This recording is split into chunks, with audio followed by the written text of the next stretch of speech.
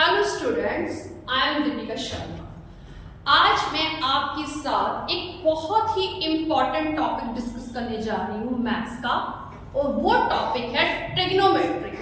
जी हाँ, बिल्कुल सही सुना आपने, ट्रिग्नोमेट्री।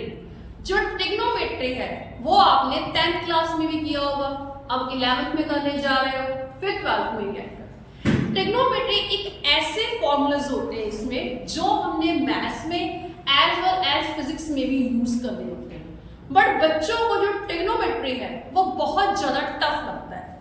सो आज मैं सबसे पहले इसके जो बेसिक फॉर्मूले हैं जो मैं 10th क्लास में किए हैं, मैं आज आपको उसके बारे में बताने जा रही हूँ। तो सबसे पहले हम 10th क्लास के ट्रिग्नोमेट्री के फॉर्मूले करेंगे, देन हम फिर 11th के क्वाड्रेंट टेबल के बारे में बात करेंगे। ट्रिग्नोमेट्री में सबसे पहले हमें एक राइट एंगल ट्रायंगल की जरूरत पड़ती है। जी हाँ, राइट एंगल ट्रायंगल क्या होती है? राइट एंगल ट्रायंगल और triangle in which one angle is 90 degree.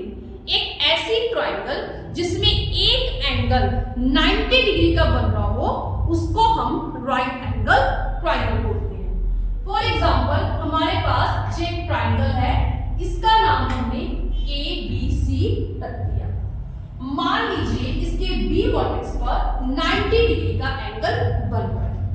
इसमें 3 साइड के होंगे। जो इसकी सबसे लार्जेस्ट साइड होती है उसको हम बोलते हैं हाइपोटेन्यूज, और इसको हम बोलते हैं परपेंडिकुलर, और इसको हम बोलते हैं बेस। जो हाइपोटेन्यूज होती है वो ट्रायंगल की सबसे लॉन्गेस्ट साइड होती है, और जो परपेंडिकुलर और बेस होते हैं इनमें थोड़ा सा डिफरेंस होता है। अप्रॉक्सीमेटली आप ऐसे बोल सकते हो कि दोनों सेम ही होते हैं। इसमें क्या करना होता है, हमने इसमें किसी भी दो लेंथ की हमने रेशियो लेनी होती है। वो रेशियो परपेंडिकुलर और हाइपोटेन्यूज की हो सकती है, वो रेशियो परपेंडिकुलर और बेस की हो सकती है, वो रेशियो बेस और हाइपोटेन्यूज की भी हो सकती है। और ये 3 रेशियो है, इन तीनों के हमने ट्रिग्नोमेट्री में अलग से 3 नाम रखे हैं। सो सबसे पहले जो हमारी रेशियो आती है वो आती है साइन। एक और बात बताना भूल गई मैं, ये एंगल तो हो गया 90 डिग्री का। जो ये वाला एंगल होता है ये 90 से बिलो होता है। क्यों? क्योंकि ट्रायंगल के तीनों एंगल का सम हमें 180 चाहिए। Okay done. ये एंगल हो गया 90 का, और C और A ये जो दो एंगल बच गए हैं, इन दोनों का सम अगर 90 होगा तभी 90 प्लस 90 180 बनेगा। So remember this angle is theta which is known as acute angle. Acute angle एक ऐसा एंगल होता है जिसकी वैल्यू 90 से क्या होती है? बिलो होती है। सो हम बात कर रहे हैं साइन थीटा की।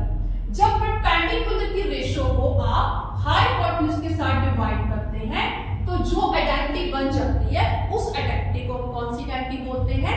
साइन थीटा की आइडेंटिटी। सेकंड वन जो होती है वो होती है कॉस थीटा या कोसाइन थीटा, इसको बोल देते हैं। कॉस थीटा कैसे बनता है? जब आप बेस की लेंथ को हाइपोटेन्यूज की लेंथ के साथ डिवाइड कर देते हो तो ये बन जाता है हमारा कॉस थीटा। और इसके बाद जो तीसरी आइडेंटिटी आती है वो आती है tan थीटा। जो tan थीटा की आइडेंटिटी होती है वो कब बनती है? जब आप परपेंडिकुलर की रेशियो को बेस की परपेंडिकुलर की लेंथ को बेस की लेंथ के साथ क्या करते हो? डिवाइड करते हो। सो ये 3 बेसिकली आइडेंटिटीज है। सबसे पहली आइडेंटिटी है sin थीटा जो कि P/H होती है, दूसरी है cos थीटा जो कि B/H होती है, और तीसरी है हमारे पास tan थीटा जो कि P/ क्या होती है?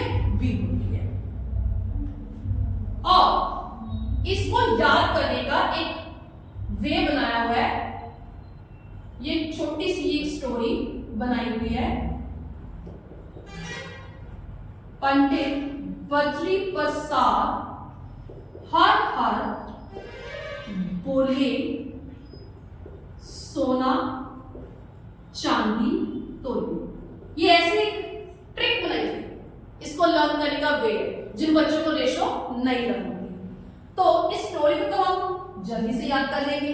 इसमें कैसे लेते हैं, पंडित का आ गया P, इसका फर्स्ट वर्ड आ गया H, सो P अपॉन H। इसका आ गया B, इसका आ गया H, सो ये बन गया B अपॉन H। उसके बाद इसका आ गया P, इसका आ गया B, सो ये कितना आ गया P अपॉन B। सो P अपॉन H ये बनता है S से, सो S का मतलब क्या हो गया साइन थीटा। फिर बनता है हमारा B अपॉन H, ये आता है C से, इसका क्या बन गया cos थीटा। फिर आता है हमारा P अपॉन B, इसका बन गया tan थीटा। सो ये छोटी सी ट्रिक है जिसमें लर्न करने का वे हमें बताया गया है। उसके बाद नेक्स्ट हम करेंगे इसकी रेसिप्रोकल फॉर्म।